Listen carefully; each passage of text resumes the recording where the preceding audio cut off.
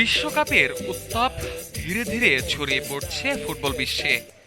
আর সেই আবহেই জাতীয় দলের হাতে দেশের পতাকা তুলে দিয়ে ফুটবলারদের অনুপ্রাণিত করলেন মেক্সিকোর প্রেসিডেন্ট ক্লাউদিয়া শেইনবাউম। মেক্সিকো সিটির মেক্সিকান ফুটবল ফেডারেশনের হাই পারফরম্যান্স সেন্টারে অনুষ্ঠিত হয় জাতীয় দলের আনুষ্ঠানিক পতাকা হস্তান্তরের অনুষ্ঠান। আসন্ন 2026 বিশ্বকাপে অংশ নিতে মেক্সিকো জাতীয় দলের খেলোয়াড় ও কোচিং স্টাফদের উপস্থিতিতে আয়োজিত এই অনুষ্ঠানে দেশের জাতীয় পতাকা তুলে দেন গোলরক্ষক গিলার্মো ওচোয়ার হাতে।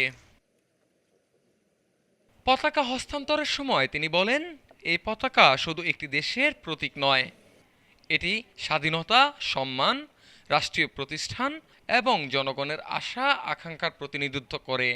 একই সঙ্গে তিনি আশা প্রকাশ করেন জাতীয় দলের খেলোয়াড়রা মাঠের পারফরম্যান্সের মাধ্যমে কোটি কোটি মেক্সিকানদের স্বপ্ন দেখাতে এবং নিজেদের লক্ষ্য অর্জনে অনুপ্রাণিত করবেন। অনুষ্ঠানে জাতীয় দলের প্রধান কোচ হেবের আগুয়েরে, মেক্সিকান ফুটবল ফেডারেশনের সভাপতি ইগার সিসনিয়েগা, জাতীয় কোচ রাফেল মার্কেস সহ ফুটবল প্রশাসনের শীর্ষ কর্মকর্তারা উপস্থিত ছিলেন।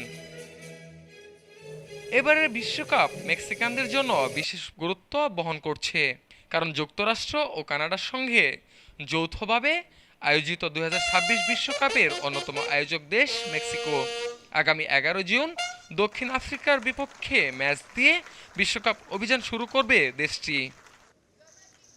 বিশ্ব ফুটবলের ইতিহাসে মেক্সিকো এক অনন্য রেকর্ডের সঙ্গী হতে যাচ্ছে।